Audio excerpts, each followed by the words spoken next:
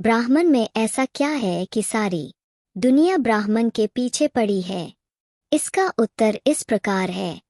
रामचरितमानस में गोस्वामी तुलसीदास जी ने लिखा है कि भगवान श्री राम जी ने श्री परशुराम जी से कहा कि देव एक गुण धनुष हमारे, 9 गुण परम पुनीत तुम्हारे।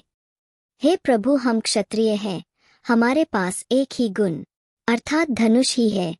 आप ब्राह्मण हैं, आप में परम पवित्र 9 गुण है। ब्राह्मण के 9 गुण: ऋजु तपस्वी संतोषी क्षमाशीलो जितेंद्रिय, दाता शूरो दयालुश्च ब्राह्मणो नवभिर्गुण। ऋजु सरल हो, तपस्वी तप करने वाला हो, संतोषी मेहनत की कमाई पर संतुष्ट रहने वाला हो, क्षमाशीलो इक्वल्स क्षमा करने वाला हो, जितेंद्रिय इंद्रियों को वश में रखने वाला हो, दाता दान करने वाला हो, शूर बहादुर हो, दयालुश्च सब पर दया करने वाला हो, ब्रह्मज्ञानी। श्रीमद् भगवद गीता के 18वें अध्याय के 42 श्लोक में भी ब्राह्मण के 9 गुण इस प्रकार बताए गए हैं। शमोदमस्तप शौचं क्षान्तिरार्जवमेवच ज्ञानन विज्ञान मास्तिक्यन ब्रह्मा कर्म स्वभावजम। अर्थात मन का निग्रह करना, इंद्रियों को वश में करना, तप, धर्म पालन के लिए कष्ट सहना, शौच, बाहर भीतर से शुद्ध रहना, क्षमा, दूसरों के अपराध को क्षमा करना, आर्जवम, शरीर मन आदि में सरलता रखना, वेद शास्त्र आदि का ज्ञान होना, यज्ञ विधि को अनुभव में लाना और परमात्मा वेद आदि में आस्तिक भाव रखना, यह सब ब्राह्मणों के स्वाभाविक कर्म हैं। पूर्व श्लोक में स्वभाव प्रभवैर गुण कहा, इसलिए स्वभावत कर्म बताया है।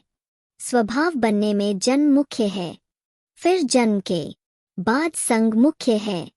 संग, स्वाध्याय, अभ्यास आदि के कारण स्वभाव में कर्म गुण बन जाता है। दैवाधीनम जगत सर्वं मंत्राधीनाश्च देवता, ते मंत्रा ब्राह्मणाधीना तस्माद् ब्राह्मण देवता। दिग्बलं क्षत्रिय बलं ब्रह्मा तेजो बलम बलम एकेन ब्रह्मा दंडेन सर्व शस्त्राणि हतानि च।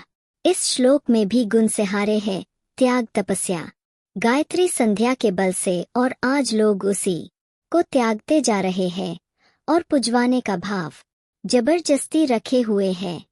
विप्रो वृक्षस्तस्य मूलंच संधि वेदा शाखा धर्म कर्माणि पत्रम एल तस्मान मूलन यत्नतो रक्षणीय छिन्ने मूले नैव शाखान पत्रम वे। भावार्थ, वेदों का ज्ञाता और विद्वान ब्राह्मण एक ऐसे वृक्ष के समान है जिसका मूल जल दिन के 3 विभागों प्रातः, मध्याह्न और सायं संध्याकाल के समय यह 3 संध्या गायत्री मंत्र का जप करना है।